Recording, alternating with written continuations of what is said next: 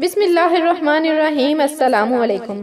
امیر کمیر بننے کا شرطیہ طریقہ۔ ممبئی کے ایک بڑے بینک کا CEO اپنے جوتے ہر روز گلی کے کونے پر جوتے پالش کرنے والے آدمی سے پالش کرواتا تھا۔ جوتے پالش کرواتے ہوئے وہ کرسی پر بیٹھ کر عام طور پر اکنامکس ٹائمز پڑھتا تھا۔ ایک صبح پالش والے نے CEO سے پوچھا، اسٹاک مارکیٹ کی صورتحال کے بارے میں آپ کا کیا خیال ہے؟ CEO نے طنز سے پوچھا، آپ کو اس موضوع میں اتنی دلچسپی کیوں ہے؟ پالش والے نے جواب دیا، آپ کے بینک میں میرے 200 کروڑ روپے جمع ہیں اور میں اس رقم کا کچھ حصہ اسٹاک مارکیٹ میں لگانے کا سوچ رہا ہوں۔ CEO نے طنزاً مسکراتے ہوئے کہا، ہاں ٹھیک ہے، تمہارا نام کیا ہے؟ پالش والا جواب دیتا ہے، آصف پالش والا۔ اپنے بینک واپس آنے پر CEO نے اکاؤنٹ مینیجر سے پوچھا، کیا ہمارے پاس آصف پالش والا نام کا کوئی صارف ہے؟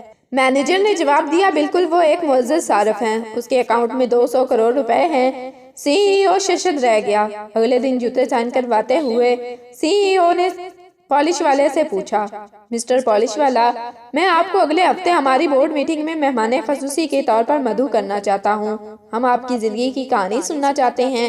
مجھے یقین ہے کہ ہم بہت کچھ سیکھیں گے۔ اگلے ہفتے بورڈ کی میٹنگ میں CEO نے بورڈ ممبران سے پالش والے کا تعارف کروایا۔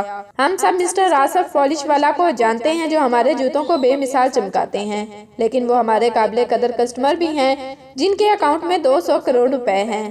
میں نے انہیں اپنی زندگی کی کہانی بتانے کے لیے مدعو کیا ہے۔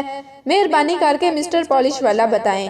آصف اپنی زندگی کی کہانی بیان کرتا ہے کہ 30 سال قبل اپنی جوانی میں میں نے کیرالہ سے ہجرت کی۔ بھوک اور تکن سے مجبور میں نے کام کی تلاش شروع کی۔ اچانک مجھے فٹ پاتھ پر ایک سکہ ملا اور میں نے کچھ سیب خریدے۔ میرے پاس دو راستے تھے، اپنی بھوک مٹانے کے لیے سیب کھاؤں یا کوئی کاروبار شروع کروں۔ میں نے سیب بیچے اور پیسوں سے مزید سیب خریدے۔ اس طرح میں نے پیسہ جمع کرنا شروع کر دیا۔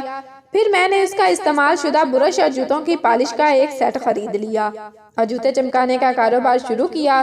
میں نے کفایت شادی سے زندگی گزاری، تفریح، دنیاوی اشیاء پر کوئی پیسہ خرچ نہیں کیا اور ایک ایک روپیہ بچایا۔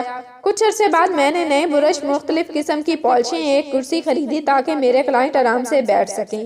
میں نے کفایت شادی سے جینا جاری رکھا اور ہر ممکن بچت کی۔ پھر چند سال پہلے بازار میں چھوٹی سی دکان خالی ہوئی تو میں نے خرید لی اور کاروبار کو مزید بڑھایا۔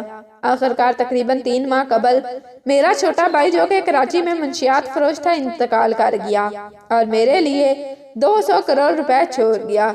کیسا لگا میرا مذاق؟